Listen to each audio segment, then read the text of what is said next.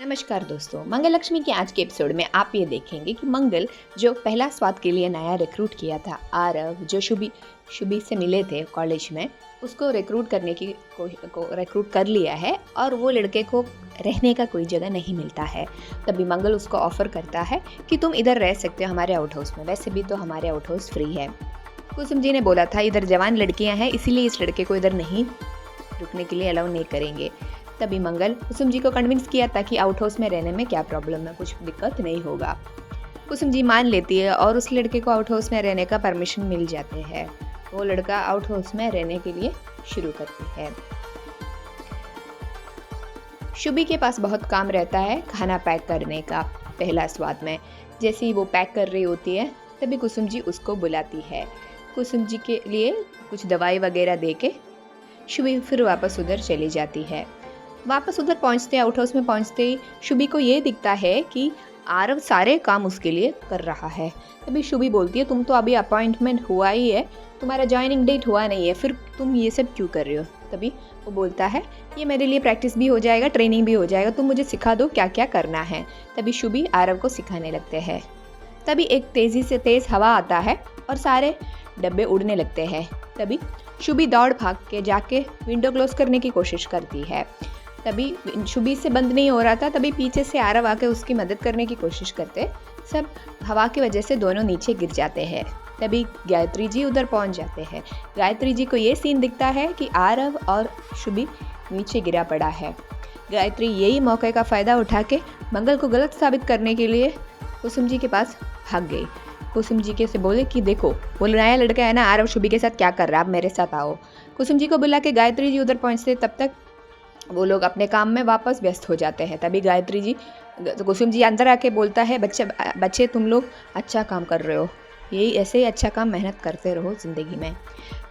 कुसुम जी गायत्री को डांटती है तुमने क्या देखा था ये कि दोनों काम कर रहा है, तुम ऐसे क्यों मंगल के बारे में अफवाहें उड़ाती रहती है। तभी गायत्री ये डिसाइड करते हैं मैं मंगल को गलत साबित करते ही रहेंगे कि उसका जो डिसीजन है आरव को आउट हाउस में रहने का वो गलत था। अगले दिन मंगल जैसे आउट हाउस में आरव से मिलने के लिए जाते तो वहाँ पे आरव किसी से बात कर रहा था डांसिंग कंपटीशन के बारे में। शहर का सबसे बड़ा डांसिंग कंपटीशन होने वाला है और आरव उसमें फॉर्म भर रहा था। तभी आरव से मंगल ईशाना के लिए भी एक फॉर्म मांगती है। ब्रेकफास्ट की टेबल पे ईशाना के पराठा के अंदर वो फॉर्म लिख के देती है। तभी ईशाना डांस कंपटीशन में पार्टिसिपेट करने के लिए मना करती है। तभी अपना टेक्निक यूज़ करके मंगल शुभी को बोलती है कि तुम पार्टिसिपेट करो। शुभी बोलती है मैं रेसलिंग में जा सकती हूँ लेकिन डांस नहीं कर सकती। ईशाना को बहुत चिढ़ मचता है और ईशाना जाके वो पेपर साइन करके देते हैं डांस कंपटीशन के लिए। मंगल शुभी को भी बोलती है कि तुम भी पार्टिसिपेट करो। डांस कंपटीशन स्पॉन्सर करने के लिए कुछ लोग रविराज के पास जाते हैं, वहाँ पे ही वो स्पॉन्सर करने के लिए मना कर लेते हैं, लेकिन उनको ये पता चलता है कि मंगल भी ये कंपटीशन स्पॉन्सर कर रहा है। तभी रविराज भी मान लेते हैं स्पॉन्सर करने के लिए। वहाँ लक्ष्मी कार्तिक के बेबी के बारे में सब कुछ करण कपूर को बोलते हैं। लक्ष्मी को ऐसा लगता है कि करण को सारी बातें सुन ली है और वो रोज़ फ्लावर वो गिफ्ट करते हैं। तभी लक्ष्मी को ऐसे लगता है कि करण को कोई एतराज़ नहीं है कार्तिक के बच्चे को अडॉप्ट करने के लिए। अगले दिन वो लोग कार्तिक का बर्थडे मनाने के लिए एक रिसोर्ट चले जाते हैं। वहाँ पे लक्ष्मी ये सोचती है, अडॉप्शन के लोगों से मिलते हैं और अडॉप्शन के लोग बोलते हैं आज शाम तक ये पेपर साइन करना पड़ेगा, दोनों मदर और फादर दोनों को साइन करना पड़ेगा। तभी लक्ष्मी ये प्रेशर में आ जाती है और सोचती है कि करण कपूर से ये पेपर शाम के 7 बजे तक कैसे साइन करवाऊँ।